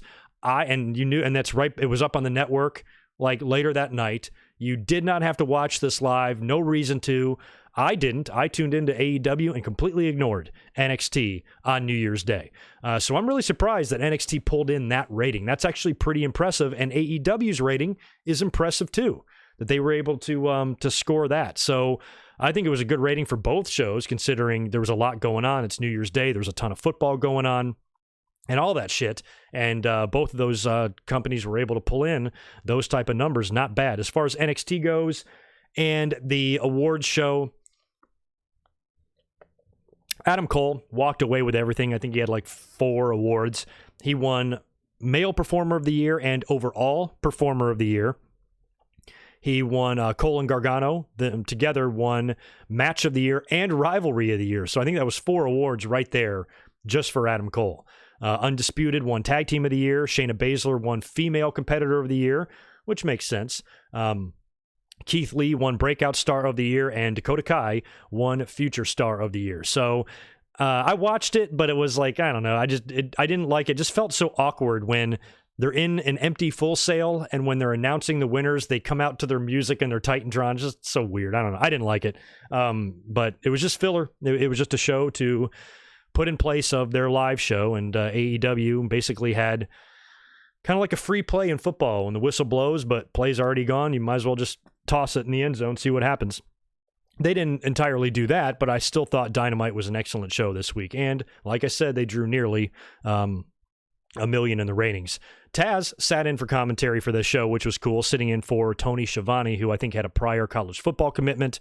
So he wasn't able to be on the show, and I was fine with that because it was cool to hear Taz's voice. And he worked an AEW Dark show, so he's already been on there before. But to see him with Jim Ross was kind of crazy, you know. They used to feud. I was in the audience at SummerSlam 2000 when I think Jim Ross bashed Taz over the head with like a glass jar or some shit. They used to have a beef, so it's kind of cool to see them together and talking together. And if you close your eyes, it might be 2001 WWE. So that was cool. They opened with the advertised Cody Rhodes and Darby Allin match. Now, I wanted to talk about this one specifically because Cody Rhodes had made some news earlier in the week. They had announced that Arn Anderson was hired or brought on by Cody Rhodes to be his like special advisor. And he was going to be accompanying Cody to the ring. And the very first thing I said was, does he need that? I mean, does Cody need... I mean, I understand he's a big baby face right now. Arn is great. We all love Arn. But I don't know why Cody needs someone like that. You know, Shawn Spears felt like he needed something extra after leaving WWE and having, you know, just no success there and coming in. I can kind of see him recruiting a legend. But Cody, the fans are never going to not want to see Arn. So I don't think anybody's necessarily shitting on it. But does Cody Rhodes, who we know Cody Rhodes to be an executive in the company, need a ringside advisor? You know, I understand he can't have Brandy with him anymore. She's a heel, and, you know, he doesn't need a heater if he's trying to be a babyface. But I kind of thought that the alliance didn't match. And plus, you know, Cody Rhodes' dad did not have the greatest history with the Four Horsemen. Some fucked up things happened between those men back in the day. So can Cody even trust Arn? Maybe he's in my mind, Cody should be saying to himself, do these guys still hold a grudge against my dad? And they're going to take it out on me and my brother. And they're setting me up or whatever. So I don't know why Arn even needs to be with Cody to begin with. And then you get to the match on Dynamite. It's the rematch with Cody and Darby Allin. They went time limit draw last time they faced. So this is a really anticipated rematch here. And really good stuff. Amazing match between the two. I really enjoyed it. But the finish saw Arn Anderson jump up on the apron when Darby Allin, I think, was going for at least a second or third coffin drop. He did one on one of those apron spots, which is crazy. He's now got Cody in the ring. He's in the middle of the ring. He climbs to the top rope, and that's when Arn Anderson kind of climbs up on the apron, and he starts tapping the knee, making it really obvious that he wants Cody to put up the knees. And so Darby jumps, Cody puts the knees up, catches Darby with the knees, and then rolls him up for a quick pin, 1, 2, 3. So they're basically making it seem like Cody would not have been able to do that without Arn's help. I thought Cody was smart to me, Cody Rhodes at this point in his career can be considered a veteran. He's been around the block a few times. He's well-traveled. And if he's a smart wrestler, this is a guy that should have his opponent's signature moves scouted. He does not need Arn Anderson to jump up on the apron and tell him to put his knees up. Cody should just put his fucking knees up by himself. So I don't think it's necessary. And I'm not shitting on AEW. I love Arn. I love Cody. I'm not using this as ammunition to tear them down. I'm not doing that. I'm just saying, I'm just offering criticism here that this, to me, doesn't make a ton of sense. And Cody, it seems like Arn might be a liability. Because what we would see later with MJF announcing all of these stipulations for Cody to wrestle him, one of those being a cage match with Wardlow, you now got to worry about Arn being at ringside. He's an old man. He's not going to be out there to have your back. He might be out there to get beat up. And what if Cody's in the middle of a match and he sees his advisor getting his ass kicked on the outside of the ring? He's going to be, his instinct is going to be able to go out there and help Arn. So I just don't think it's a good idea. I don't like the alliance, and maybe it'll grow on me. It's 1 week. Maybe I'm wrong. Maybe in the next couple of weeks, we'll be like, oh, what a great move. That was the right thing to do. They have great chemistry. They're a great pair. They're a great team. Whatever. If that happens, then hell, I was wrong. No problem. But at least right now, I feel like it's a shoehorn position. I feel like they're creating a spot for Arn that they don't need to, putting him with a top guy. And it's probably all done for Arn. To give him some bookings and to get him out there and to keep him relevant and to get him on TV and utilize his history in the business. They showed an amazing old school promo from him on the beach with his Yankee hat and his big ass 80s sunglasses on Dynamite, which was phenomenal. So all that's great. I love Arn and his history and where he came from and his background and his history with the Rhodes and the NWA, and all that stuff's phenomenal. But I just don't know if this specific alliance makes any sense. And unless it's part of a bigger thing, I mentioned on Monday, did I? When the fuck did I mention this? Maybe I didn't mention it at all. Maybe I did mention it on Monday because we did hear about Arn joining Cody. But when you have Arn now at Cody's side and you have Tully at Shawn Spears' side, and we saw Arn come out and deliver the spine buster to Spears in that match with Cody. So we've already seen them mix it up, but now that Tully and Arn are both in a position of like advisor roles in the company, at what point do they come together? At what point do you try to maybe create another 4 horseman stable? What's going on with Flair's contract? Any word on that? Do we know? Somebody tweet Sean and ask him. If he's going to re-sign a deal, I would think that Vince and Triple H will Jedi mind trick him into sticking around no matter what it costs. But if he does leave, he's going to go straight to AEW. He is. That's what Flair does. He could go straight over there. You could form another 4 horsemen with Tully, Arn, and Flair all playing the role of J.J. Dillon. And they start assembling talent, 4 really strong guys, maybe like a Cody and a Shawn Spears, with Cody being the leader, the bleach blonde leader, along with his now friend, Shawn Spears. They somehow make up. Maybe Dustin? I don't know. And somebody else, I don't know. I'm thinking way outside the box here, but makes me think that with those guys being in advisor roles, that at some point they could intersect. We got to talk about the Revival too. Revival have not re-signed their deal, at least from what I've been told and what we've been told. And if that is still the case and they are out the door when their contract is up, you can get them in the middle of this thing too. So I think the future's intriguing anyway for AEW. So even though I'm not much of a fan of Cody and Arn being together, I don't understand why they are. They can easily pull the plug on it. They can easily fix it. And if they're seeing, I would like to think if AEW, they're the type of company that if they see something not working, they will fix it. Where WWE doesn't do that. They see something not working, they shove it down our fucking throats. Do they not? And I think AEW should be smarter than that. And if they see something that is just the drizzling shits, pull the plug and move on. So we'll see.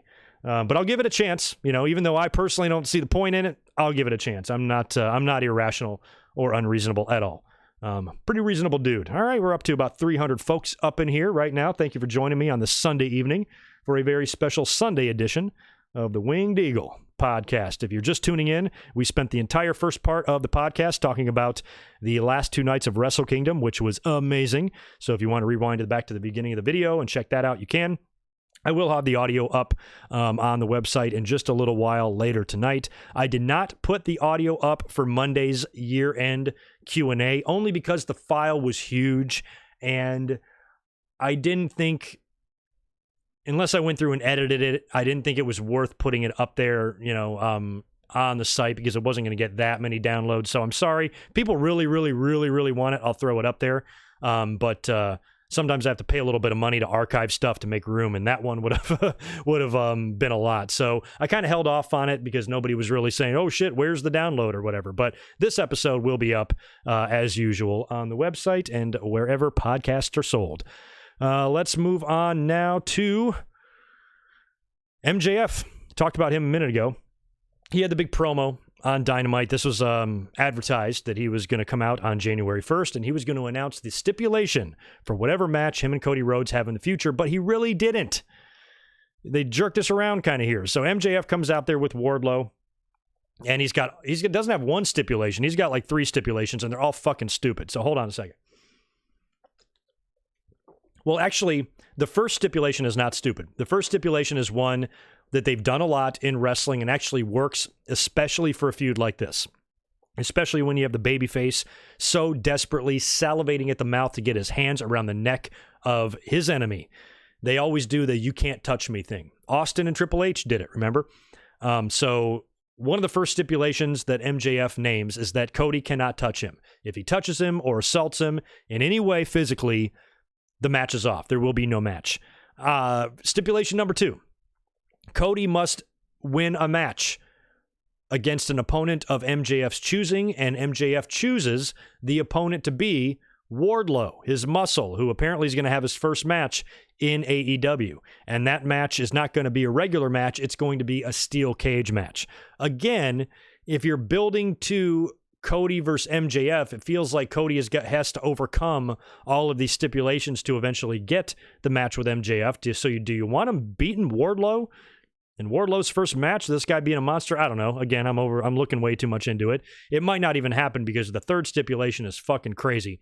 So the third stipulation is that Cody must come to the ring, I think maybe this week, get down on all fours, and allow MJF to whip him, like with his weight belt. It reminds me, I think they did like a Singapore Cane match or something in ECW with Tommy Dreamer, right before Tommy Dreamer started turning into that like innovator of violence character. He was wearing like MC Hammer pants and suspenders back in the day. He has a match with like Sandman, and he gets caned at the end of the match, and he's like begging for more. He's like, "Let me have another," and he's just getting wailed on. Maybe it's going to be something like that, but that sounds awfully ridiculous that Cody would actually come out there on TV and say, "Okay, I'm willing to let you do this to me just so I can get a match with you." Something's going to happen there. I don't see how any of this can even come to fruition. I can see the stipulation with Cody not being able to touch him, but if they're going to go through with the cage match with Wardlow and Cody somehow gets around that, maybe with help from Arn Anderson, and then you got to do the thing where he's whipped in the ring, I don't know. So I guess we're going to find all that out this week. So we still don't really know when or if that match is even going to happen. Jon Moxley was on the show. He was about to hop on a plane and head over to Japan to win some title belts over there. He defeated Trent in a decent little match there. Funny moment in the middle of the match with Orange Cassidy and Moxley. Moxley putting his hands in his pockets. Pretty cool. After the match, Sammy Guevara comes out. Basically, he's a peace offering to Moxley. He's like, "Hey, hang on. I'm not here to fight. I just want to introduce Chris Jericho on the video wall and show you that we're sincere in the inner circle." They cut to Chris Jericho, who's outside with a Ford GT, which apparently is the most expensive car in America that you can buy. According to Jericho, it's worth millions of dollars. Don't know about that. And he offers Moxley the car. He offers Moxley 49% ownership in the inner circle and offers him an executive VP role in the inner circle. Offers him all this shit to join and conquer the wrestling world together. And then Jericho gets in the car and like drives away. So we were supposed to, I thought, get Moxley's answer. At least that's what I thought they were advertising, unless I can't read or something. I thought that's what they were advertising, but we're not getting that. We're probably going to get that this week instead. So Moxley, we know, is not going to be okay with this. He's not going to accept the offer, and they're going to set up, I guess, probably the February pay-per-view match between the two. And who knows what either of these guys, especially Moxley, will have booked in Japan prior to then, because Moxley is an IWGP champion. So we'll see. Pretty interesting scenario there, though, and I think the Moxley and Jericho feud is going to be fun. It'll be really fun.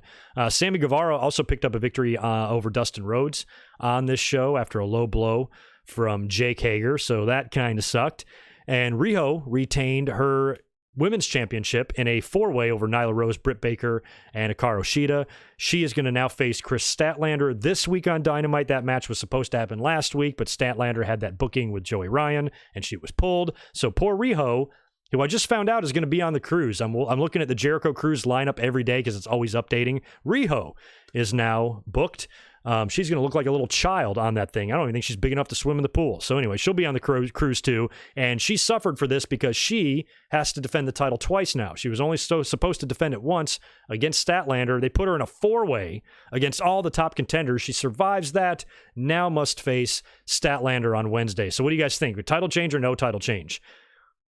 I feel like now maybe Riho it's about time where you could say, okay, she can probably drop the belt now. Still don't know if it's going to happen on Wednesday, but I definitely see it happening in the near future. So we'll see.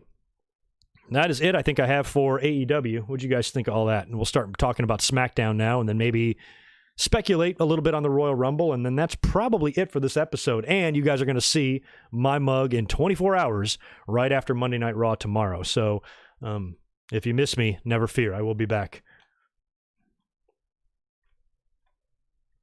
All right, we are good and caught up over here in the chat. We'll talk a little bit about SmackDown as well. SmackDown was rough because I worked Friday night and then got home to start watching Wrestle Kingdom. And then I watched Wrestle Kingdom again, and so I only had a chance to kind of go back and eyeball the show. But I got a gist of what happened. We have The Miz continuing to kind of snap. He has been not himself since not only losing to Bray Wyatt, but then he had the match last week, the number one contender match to determine who would face The Fiend at the Royal Rumble. He lost that, took a loss from Bryan. I think Bryan was the one that pinned him, right? So Miz is not really himself. He's kind of got he does a backstage deal, I think, with Kofi and Big E, where he gets mad, challenges Kofi to a match, which Kofi wins and beats The Miz, and then The Miz snaps and attacks Kofi after the match, seemingly turning heel. I mean, Miz, I can't keep track if this guy's a heel or a babyface. So after he loses to Kofi, attacks Kofi, and goes to the locker room, a little bit later on, Kathy Kelly attempts to get a word with The Miz, knocks on his locker room door. The door opens, and out walks John Morrison. There he is. So when I saw this, fans are all mad. It was the funniest thing. They wasted his debut, and it could have been so much better. We knew he was coming back. I mean, at this point, what does it matter? I think it would have been really cool, though. A nice little touch that would have made it more worth it is if when he opened the door, his hair blew in the wind and all slow motion-y right in front of Kathy Kelly. That would have been good. But the coolest little look on Kathy Kelly's face when he opened the door, her eyes just like lit up. She sold it well. Like, holy shit, John Morrison. And I absolutely think that's the right thing to do with him. Put him back with The Miz. Put Miz and Morrison back together, because when John Morrison signed, one of the first things myself and a lot of you said was that, great, he's back, we like him, he's awesome, but he's going to get lost in the shuffle.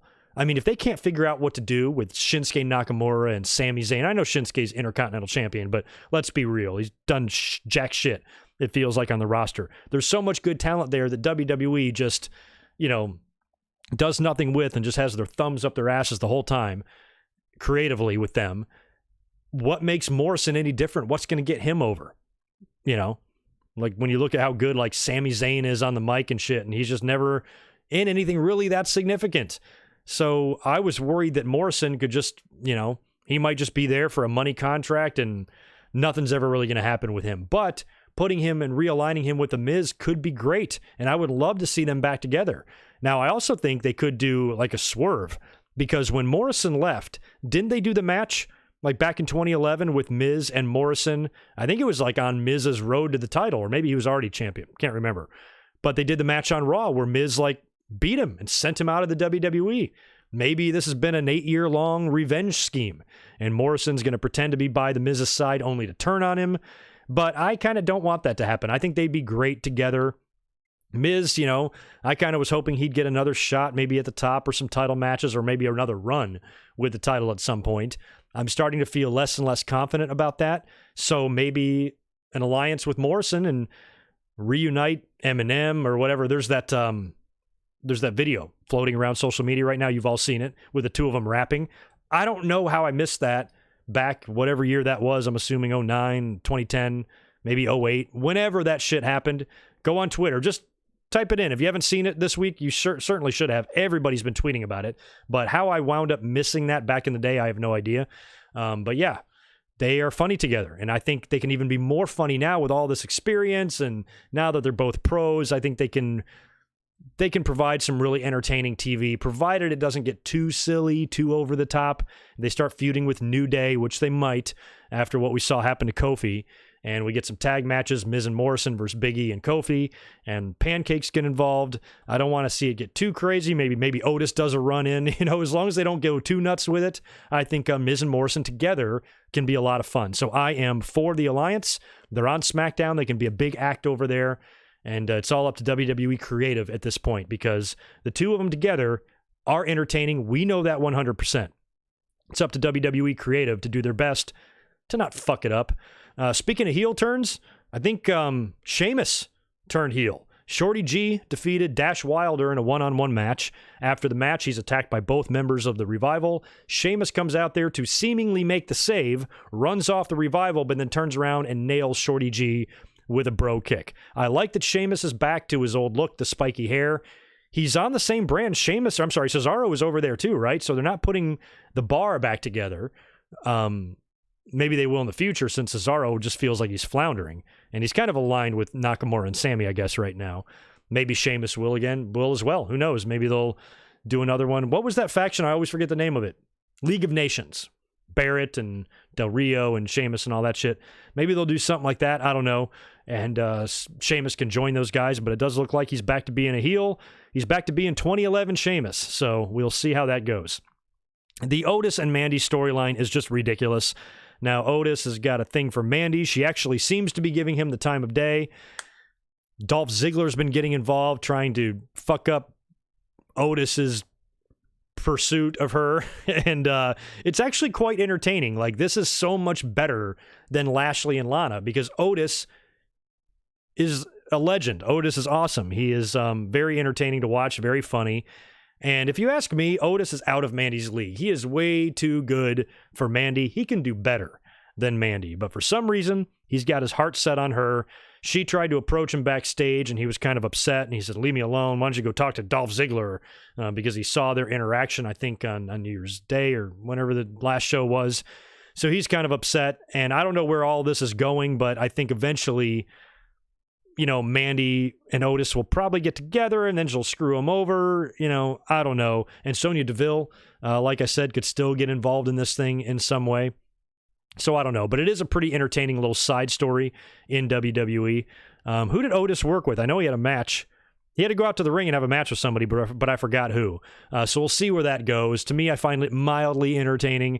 It's kind of funny at times. But again, with WWE, I don't have a whole lot of faith in them making this good. If it's good, it's going to be purely on the charisma of Otis. He's going to carry this thing on his own, no matter how much shit they write for him. He'll make it entertaining. He's hilarious. We had Daniel Bryan and Roman Reigns. They were going to be teaming together later on to take on Dolph Ziggler and Baron Corbin. They had a backstage interview where they were teasing a WrestleMania showdown because Roman says that he's entering the Royal Rumble. So Roman Reigns is officially in the Royal Rumble. Yay, right? And he teased that him and Daniel Bryan, if Daniel Bryan beats The Fiend for the title, it's going to be Roman and Bryan at WrestleMania in the main event, right? So they did tease that was possible. They would go to a no contest with Ziggler and Corbin because in the middle of the match, The Fiend shows up. One thing I like about Daniel Bryan, and he said this on SmackDown, is that he's been the only one that hasn't been mentally broken by The Fiend. Look at what The Fiend did to Seth Rollins. Look at where Seth Rollins is now compared to where he was, at SummerSlam. Look at what The Fiend did to The Miz. The Miz is now snapped. He's turned heel. He's not himself. Daniel Bryan's the only one, despite getting his hair ripped out and everything, that's been able to remain focused and on the task. And when The Fiend appeared in the match, Daniel Bryan took it to him. He did a suicide dive through the ropes, jumped on The Fiend. Eventually, Bray Wyatt got the upper hand and put the mandible claw on Daniel Bryan and put him down. But Daniel Bryan did put up a fight. Now, I still don't expect him at all to beat The Fiend at the Royal Rumble for the title, but it is nice to see them not just making him a typical victim for The Fiend. Because the moment that this feud was kicked off, I said it in the podcast like 3 straight weeks that this is going to be a time-killing storyline for Bray Wyatt to get him to WrestleMania with the title. And they probably won't put a whole lot of creative effort into this, but they have. And it hasn't been bad, especially with The Miz tie-in and Daniel Bryan and The Fiend kind of terrorizing everybody. I like all that. So I'm actually looking forward to the match, even though I'm almost 100% certain Daniel Bryan's not winning this thing at the Royal Rumble. I still think the match can be fun. Now, speaking of the Royal Rumble, like I said, Roman Reigns said that he is officially in the Rumble. Now, I will say this about Roman as we get into our Royal Rumble chatter here. Oh, by the way, as I'm staring, we got 300 people in here and 65 likes. Can y'all hook me up with the likes, please, and get them a little bit higher for me? I would really appreciate it. And I might need them after what I'm about to say here about Roman Reigns. Now, let me just say this up front before nobody blows their fucking stack, shits their pants, and dies of a seizure, okay? I don't want Roman Reigns to win the Royal Rumble really any more than the next guy. And I've said why. Because there's 2 title belts on the line at WrestleMania, 2 championships. So the Royal Rumble winner only faces one of them. So I would like to see the Royal Rumble winner face Brock, because there's nobody currently on Raw right now, or really on SmackDown, that I think would make a fun, maybe SmackDown, that I think would make a fun opponent for Brock. Definitely not one on Raw. So if Roman Reigns wins the Royal Rumble and then challenges The Fiend at WrestleMania, who the hell does Brock face now? Brock now basically just has to choose from a pool of people on Raw.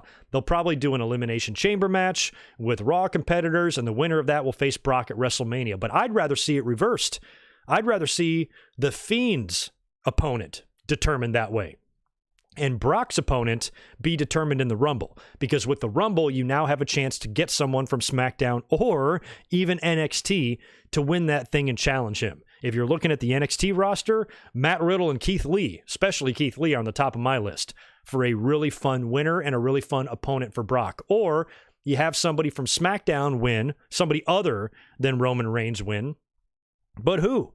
Who on SmackDown would you even get? The only one that to me makes at all any sense would be Kofi. And I'm not feeling it. But at least Kofi would make sense, because if he wins the Rumble and he can now choose who he's going to face, he's going to say, I want Brock. I want a chance to get my revenge back. You took that title from me in 5 seconds. It's fucking bullshit. That would be a nice story. There would be a story there. That would make some storyline sense for Kofi to win, challenge Brock. So Brock, to me, I've got my heart set on Brock's challenger winning the Rumble, and the Fiend's challenger being determined in some other way.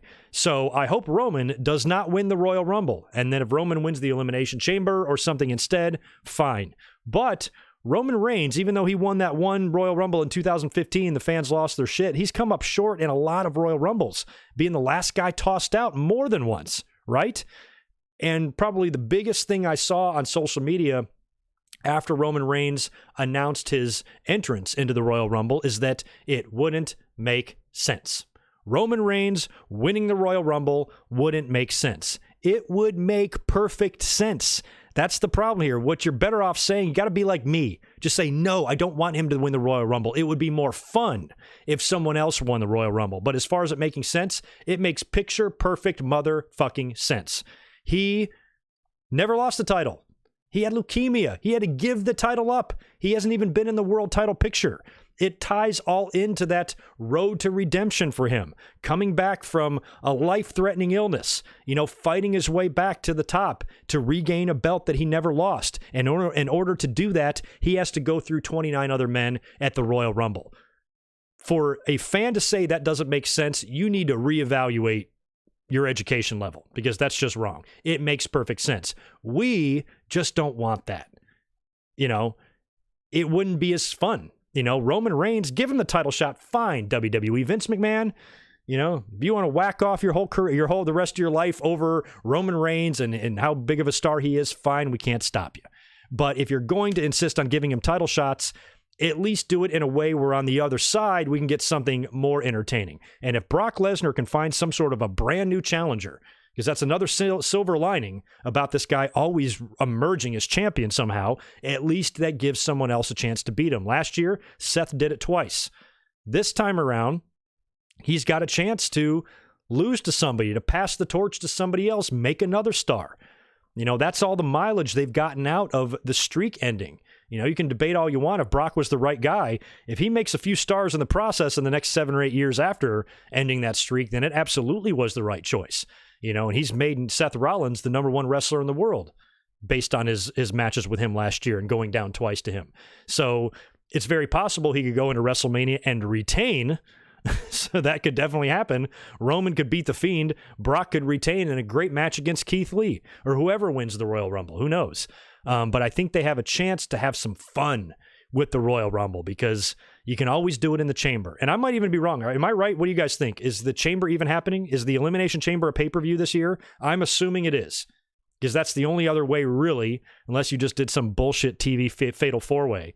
It's really the only way to determine a challenger for the title, especially after having a match like the Rumble determine a challenger. You got to do something on the other side. So I think the Chamber could be used for that and is probably pretty likely. And that is where I would prefer Roman to win. If it's going to be Roman, if it's 100% Roman and The Fiend, then I would like to ask WWE to don't do it in the Rumble. Just give Roman the title shot in the Chamber, put him in there against 6 SmackDown guys and have him beat them all. But if it's anybody else, I think it can be a lot of fun. Kofi, Keith Lee, Matt Riddle, maybe even Kevin Owens. I don't know. There could be some other names out there as a potential. Kevin Owens would actually be a good one. It would be a good potential challenger for Brock. Maybe not Samoa Joe, Braun Strowman, after dancing last week on SmackDown. Jesus Christ. Plus, I think the Intercontinental title might be more in his future. So I don't see him winning it either.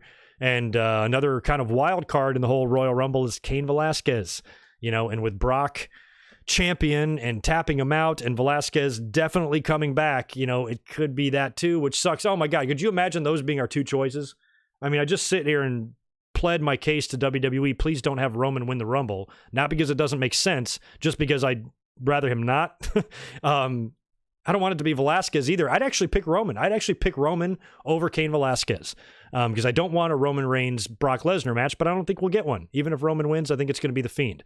So if I had to pick, it's basically anybody but Roman Reigns unless it's Cain Velasquez. Then okay, fine, Roman Reigns. This Royal Rumble's got a potential to suck, but it also has a potential to really give us something fun. So WWE, or any of you monkeys watching this, please don't do anything stupid. The Royal Rumbles have been fun the past couple of years. I'm loving the baseball stadium thing. There are rumors that Seattle might get the next one. I think last year was Phoenix. Coming up here is Houston. And if they do Seattle next year, and San Diego is sitting here right here with a beautiful ballpark that'll be pretty nice weather in January, not too cold, would be a perfect setting for a future Royal Rumble. But if you're going to go to these big arenas and you want to pack them out, don't give us a bunch of shit. Don't give us a repeat of 2015 because the fans are going to boo their asses off if Roman Reigns wins the Royal Rumble when they really shouldn't. I mean, if he wins, even though I'm not going to be happy that he did, I'm going to defend the decision. Because you're going to get the fans that say it doesn't make sense when they're too goddamn stupid to realize that it makes perfect sense. It's just not ideal for us. That's the big difference here. So just you got to know the difference there. You got to know the difference between just not wanting something to happen and trying to justify that and trying to twist it around to where like it doesn't make sense. That makes no sense. Yes, it does. We just don't want it. So just know the difference. That's all I'm saying. What do you guys think? I mean, aside from those big names, Kevin Owens, Roman Reigns, Matt Riddle, and I think we can eliminate Riddle. I'm not feeling Riddle. Keith Lee, those big 3 names, Roman, Owens, Lee, wild card maybe to Kofi. I don't know, and a couple other names. Who do you think? I mean, who do you think would be a good option for the Royal Rumble? I want to know. Thank you, Benjamin Apria. March 8th is Elimination Chamber. All right.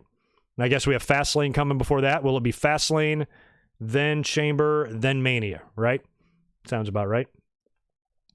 Oh, for real, Black Mask 42080 says the Elimination Chamber will be held in Philly. That's funny, especially if what I just pitched, no Roman Reigns winning the Rumble. He should win the Elimination Chamber instead. If he's going to get a title shot, do it in the Chamber. The Royal Rumble would suck. Winning the Elimination Chamber in Philly, in the same place that he won the Royal Rumble, would be dripping with irony. I would love that. I would love that. Drew McIntyre, another good one. But man, I wanted that to happen a year ago. Remember, those of you who are listening to me this past summer, I had a whole year-long storyline for that guy set. I thought they might have been building to like Drew McIntyre at The Undertaker at SummerSlam. I'm like, do that match, have McIntyre put him over, and then go through a tear, the rest of the year, and then win the Royal Rumble, and then beat Brock. What a run he could go on. But they haven't done shit with him. He's had some good matches and some good victories on Raw, but he's not feeling like a guy who's just on a beeline for the title. But I would like him to be. He should be. What up, fellow wrestling fans? Yo Keegs says, good audience in here, closing in on 400 people watching. That's not too horrible.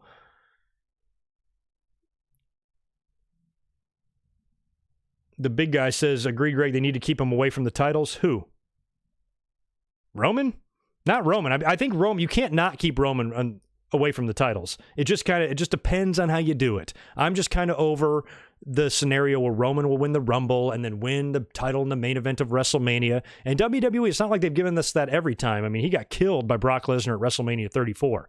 Every time we think Roman's going to have the moment, sometimes he doesn't have the moment. Not every moment is WrestleMania 32, Only some of them are. But we've already been there and done that, and Roman is already a bona fide star. Whether he main events WrestleMania or not, he is no less a star than he is the next day. If he doesn't main event WrestleMania, he's still fucking Roman Reigns with an insane legacy. You don't really need to build him anymore. Just keep having him win matches and win titles, and I'm perfectly fine. I am perfectly fine with Roman Reigns being world champion. I have no problem with that at all. It's just the main event of WrestleMania, the focus of the entire company, all their eggs in the Roman Reigns basket. That's what I want to avoid them doing. And they really haven't done that in quite a while, and it's been well over a year now since he forfeited the title, and they haven't had him anywhere near the title picture. He's been messing around with Baron Corbin in a feud that's been dragging its feet and making us all tired as shit, and we're all sick of it. But I guess technically it's better than him being a champion. But in terms of being a world champion, I will defend him till the end of the day, till the end of the earth, as being a world champion. Because all the fans are going to be bitching and moaning and acting like a bunch of little cunts, for lack of a better word. And I'm going to say, no, you can't. Roman is good. He is a good wrestler. He's a good wrestler. He has good matches. He works with a lot of different people. And he is a good professional wrestler. WWE's treatment of him and some of the things they've done with him over the years have made him less likable to a lot of the audience. But you at least have to appreciate that he works his balls off, puts on good matches, takes it seriously, and is not bad. He's not nearly as bad. It's like when people said John Cena couldn't wrestle. Do guys who can't wrestle often have multiple match of the year candidates? Every year, John Cena's working with AJ Styles or Daniel Bryan or whoever, every year it's like match of the year. When you write them down, John Cena's on the list once or maybe twice or maybe three times. That's not the resume of somebody who can't wrestle. So the fans who say Roman can't wrestle are stupid. He can. It's just WWE needs to be careful about how they present him. That's all. And I think if they don't cram him up our asses, he can be an enjoyable character to watch, and I like Roman Reigns. I've never really hated him, but man, I was probably as sick of him as everybody was during the really, really bad parts. Just I wasn't as vocal about it, but now I'm starting to turn the corner. I'm like, okay, he's tolerable now. Especially when he's wrestling a douchebag like Baron Corbin. It's very easy to cheer for Roman Reigns. So I guess it just depends on how WWE presents him, handles him, and has him win his matches. As long as they're not too predictable with him, which they really have never been that much. They were predictable with him at the Royal Rumble 2015. That pissed us off. And they were predictable with him at WrestleMania 32. Other than that, and maybe 33 when he retired The Undertaker. But other than that, or sort of retired The Undertaker. But other than that, it hasn't been Roman dominating. Remember what Braun Strowman did to him? WWE's fucking up a Braun Strowman. That's on them. That has nothing to do with Roman Reigns. Roman put him over more than once. He put over Brock too. It took Roman Reigns forever to beat Brock Lesnar. Finally, when he did, it was even kind of a wonky finish. Remember at SummerSlam, speared him, and the steel chair slid over Brock's face, and he got the quick 1, 2, 3. If you blink, you would have missed it. It wasn't even that dramatic. So it's not like, they are making him the carbon copy of what they did with John Cena, where John Cena felt like there was way too many matches that he shouldn't have won. Where Roman, it's only a few here and there, It's not as bad as the fans make it out to be. And I think that's a lot of that ugly, untrue narrative that's all over YouTube and all over Twitter from the people that are just really staunch Roman Reigns haters, is they just say nonsense. They say untruths, but while screaming that they're speaking the truth at the same time. fucking oxymoron if there ever was one. So I am willing to give WWE a shot here and see what they're going to do with Roman Reigns, and I'm just begging them, just make it to where you don't have the entire wrestling population pissed at you, because I'm telling you, even though I defend the fact that it makes sense, if Roman Reigns wins the Royal Rumble, it does make sense. If Roman Reigns wins the title at WrestleMania, it does make sense. But I'd rather them do it a different way. Win the chamber, win the title, not in the main event. Just don't give me Roman winning the Rumble and celebrating to close out the Royal Rumble, and then Roman winning the title in the main event, closing out WrestleMania. That's not what I want to see. That's the last fucking thing we want to see. If you absolutely must and you've got your dick hard for Roman being champion again, Vince, do it. Fine.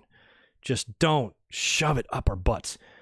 Anyway, that is the end of my ranting there. Roderick says, hey, the language on this family channel is extreme. I'm so sorry.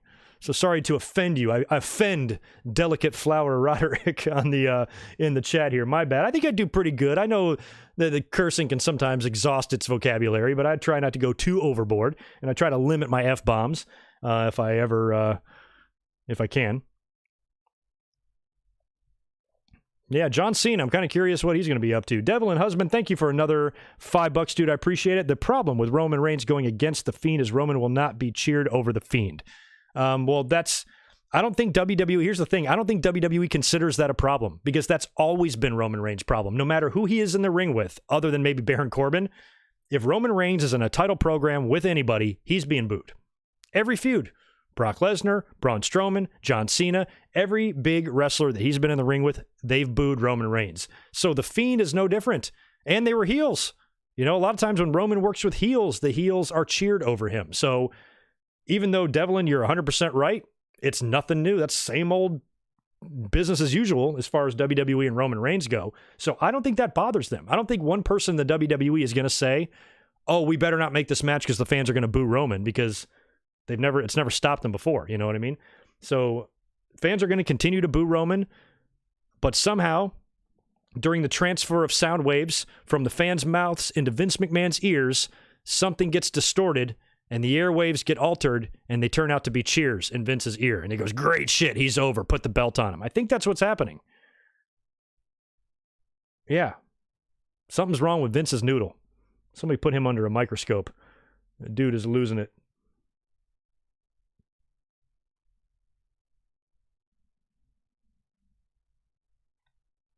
Just reading through some of these. Diesel should return and win the Rumble. No, I did like seeing him return. What year was that? Maybe, I don't even fucking remember. 2013, 2012, 20-something. Diesel made a return. Great camera shot of Kofi, kind of looking at the aisle like, holy shit. Came out there with his hair jet black, looking like the Big Daddy Cool of old. Oh, man, I miss Diesel. I always liked Diesel, I never really had a problem with him in WWE. He was champion during one of the worst times in the business, especially in WWE, but I still have fond memories of him, of his title run, of his time there. Diesel was always awesome. I'm really bummed out. He had to cancel his appearance on the Jericho Cruise last minute due to be filming a movie, which I completely forgive him for, and I understand. I'm just bummed that I'm not going to get a chance to see him, because he's fun. He would have been a fun dude to party with. Anyway, that pretty much does it for my notes here. And I really hate to get out of here when I have such an awesome audience of 400 people in here watching, but I don't have a whole lot more to talk about. And like I said, if you're just tuning in, rewind back to the beginning of this podcast, you'll hear me talk all about both nights of Wrestle Kingdom, which was just a joy to watch. My God, had so much fun doing that. And I know a lot of people don't watch New Japan. I was really never a huge watcher of it, other than eyeballing it here or there, watching a couple of shows. But a couple of years ago, I bit the bullet and said, you know what? I'm just going to pay the $9.99 a month, and I'm going to get the New Japan World Network so I can watch this stuff, and it's available to me when I want it, and it's been an excellent tool.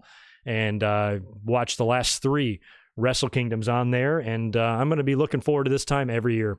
Every year I enjoy the staying up late and hanging out and tweeting and everything. If you want to watch my play-by-play reaction to the show, go check out my Twitter page at GoodMicWork, and you can watch me shit my pants in tweet form, because I was literally marking out for hours on end both nights of the event. Really, really fun weekend. I enjoy weekends like this, and it continues. There's more stuff going on tonight, New Japan, and then tomorrow night, of course, we've got Monday Night Raw, and then we're balls to the wall in 2020. Wednesday Night Wars coming up. Royal Rumble on the horizon, Jericho Cruise, and a couple of classic Royal Rumble reviews coming to the channel. First one drops on January 10th, which I think is in about a week, less than a week. What day is the 10th? I forgot. But anyway, whatever day January 10th is, that'll be the first Royal Rumble review. And the next one will come right before I leave for the Jericho Cruise. And I do want to inform you guys also, as it pertains to classic pay-per-view reviews on the channel for 2020, I'm going to make a conscious effort this year. Now, you're not going to know it on January 10th because January 10th is a 30th anniversary of a show. But for the rest of the year, I'm really going to focus on like Ruthless Aggression era pay-per-views, basically like 2003 through maybe 2008, like that 5-year chunk there. I want to spend most of 2020 reviewing a lot of those pay-per-views because I review a lot from the early 90s, I review a lot from the 80s, but I don't really, and a lot from the Attitude Era, but I don't really review anything after that. And a lot of you guys, the Ruthless Aggression era was very important to you. You know, many of you are younger than me and grew up during that era and remembered JBL's run and Eddie Guerrero and Benoit and Evolution and all that shit. So that's going to be, and the birth of John Cena and Batista. So that's going to be my goal for 2020. I'm going to do most, not all, but most of the classic pay-per-view reviews I do, and maybe a good amount of This Day in Histories as well. I'm going to try to make them from that time period because I think we need to change it up on the channel and see how some of those do. So that's the plan going forward for this month. Join me tomorrow night after Raw. We'll be up here talking about everything again. We'll discuss whatever the fallout is from the Lashley and Lana wedding, whether Liv Morgan is going to continue this nonsense and how dumb it's going to get. We're going to find out tomorrow night. I want to thank everybody for hanging out this afternoon or this evening on a Sunday night. If you are heading back to work, good luck with that tomorrow and getting back to business and getting back to basics as the holiday season, I think, is finally wrapping up. Christmas lights are coming down. Christmas trees are in the dumpsters. Everybody's back to work. Everybody's back to school. And it's time to start a new year. So hopefully we'll have a good one here on the channel in 2020. Chat site forums, thank you for the $2, brother. I did see that the Dusty Tag Team Classic is back and the teams have been announced. It's 4 NXT UK teams and 4 NXT teams. Undisputed Era on NXT, Pete Dunne and Matt Riddle, Imperium, Forgotten Sons, and I forgot who the fuck else. Anyway, 8 teams involved, and that kicks off very soon. Actually kicks off on Wednesday with 2 tag team tournament matches. So the Dusty Classic is fun every year. The field isn't very exciting for me this time around, but we'll see what happens with the Dusty Classic. So yeah, that's going to be a wrap for this week. Thank you again, everybody, for hanging out this afternoon and this evening. It was a lot of fun as always, and don't forget, tune back into the channel immediately following Monday Night Raw tomorrow night. I'll be up here to talk about it all. Y'all be good. Peace.